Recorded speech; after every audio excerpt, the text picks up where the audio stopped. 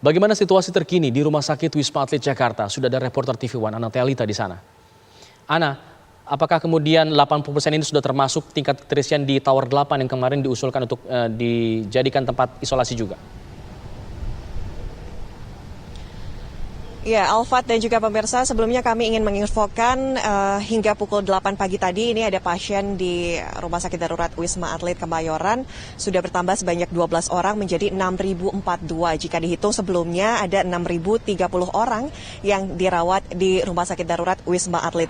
Dari semula 1.026 orang yang dirawat, kini memang berjumlah 1.314 orang. Dan ini di Tower 8 seperti yang tadi Anda tanyakan. Pasien yang dirawat di Tower ini merupakan pasien dengan gejala ringan dan juga tanpa gejala atau OTG. Nah, untuk hingga saat ini pukul 8 pagi tadi, hari Minggu tanggal 20 Juni 2021, Rumah Sakit Penanggulangan COVID-19 ini pasien yang masuk sudah mencapai 95.000 orang ini hingga hari ini. Dan untuk lebih detailnya saya akan langsung bertanya dengan Koordinator Rumah Sakit Darurat COVID-19 Wisma Atlet Kemayoran Jakarta, Majen Tugas Ratmono. Selamat sore Pak Tugas. Ini apa kabar Pak? Alhamdulillah sehat. Sehat ya Pak. Pak, mungkin langsung saja ini kami ingin bertanya tentang keterisian kondisi Rumah Sakit Darurat Wisma Atlet Kemayoran ini seperti apa per hari ini? Ya, per hari ini kita lihat dari laporan pagi, ya. Lihat dari laporan pagi, hunian kita saat ini adalah 6.042 orang, ya. 6.042 orang, dan yang masuk tadi, yang dilaporkan tadi 515 orang. Kemudian yang keluar 503. Jadi pertambahan dari perawatan tentunya huniannya jadi bertambah 2. Pak, mungkin ini ada gangguan di mic-nya, mungkin saya pegang aja mic-nya, boleh? Oke.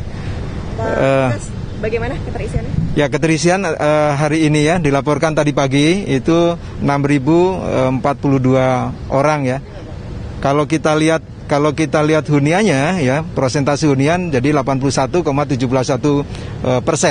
Jadi kita masih punya tempat bed rawatan 1.352 bed ya. Jadi saya kira ini kita saat ini masih bisa memberikan pelayanan lah yang baik untuk masyarakat, dan ketersediaan obat-obatan, ketersediaan untuk APD ya, terus tenaga kesehatan nakes dan non nakes saat ini sudah kita terus tingkatkan, dan saat ini masih cukup untuk melayani. Namun demikian kita juga tetap melakukan antisipasi untuk penambahan dari nakes, dokter, perawat dan tenaga kesehatan lainnya. Kemudian sistem kita juga perbaiki lagi dalam konteks atau tingkatkan lagi ya, tingkatkan untuk memberikan pelayanan, karena saat ini sudah mulai ada pasien-pasien yang harusnya kita merawat hanya ringan dan sedang, saat ini juga ada yang berat yang kita rawat, sehingga kita perbaiki dan tingkatkan fasilitas-fasilitas layanan untuk ICU transisi atau HCU transisi yang tentunya kita akan transisikan untuk dirujuk ke rumah sakit rujukan COVID di Jakarta. Pak Tugas, tadi dikatakan 6.042, berarti itu untuk dari kemarin hingga hari ini begitu ya? Iya, dari kemarin hingga hari ini. Jadi hari kemarin 6.030 ya. Hari ini tambah 515, tapi kurang juga 503. Jadi menjadi 6.042 orang di sini yang Artinya ada penambahan 12 orang untuk hari ini ya, sampai pukul 8 pagi tadi. Betul. Penambahan jumlah rawatnya ya, jumlah rawatnya 12 orang. Tapi yang masuknya 515 orang ya.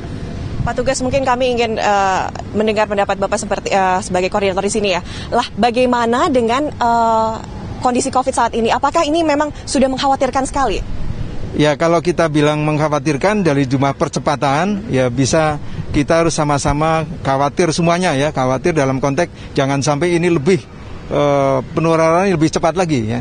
Yang justru kita harus bangun bersama adalah bagaimana pemutus rantai penularan di di hulu sana ya. Di hulu artinya di komunitas, di masyarakat, karena di sini kan ini adalah di hilir ya. Jadi di hulu harus bagaimana kita memutus bareng-bareng, jangan ada penularan dari orang ke orang, karena COVID ini kan nularnya dari orang ke orang. Pakai masker tidak boleh ditawar, jaga jarak jangan ditawar gitu ya. Kemudian mencuci tangan, hindari kerumunan, dan kurangi mobilitas. Ini saya kira yang sangat harus kita terus ajak dan tidak boleh kendor di situ.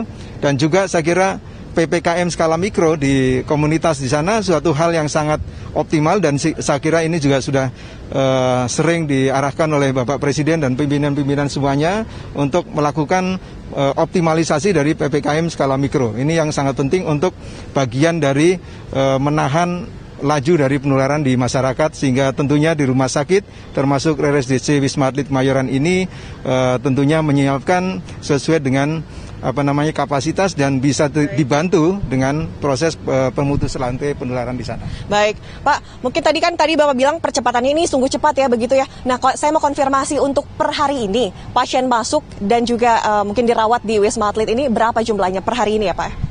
515 tadi sampaikan 515 per hari ini ya. Jadi ini kemarin 590-an ya. Jadi ini fluktuatif, masih di atas 500. Jadi menurut saya ini suatu hal yang dibanding saat Januari ini, saya kira pertambahan ini lebih cepat dari waktu Januari tahun kemarin ya, tahun ini ya, sehingga ini kami melihat ada suatu proses penularan yang cepat di masyarakat, sehingga ini betul-betul marilah bersama-sama jangan sampai ini lebih lambat dari percepatannya itu untuk cara pemutus rantai penularan tadi ya.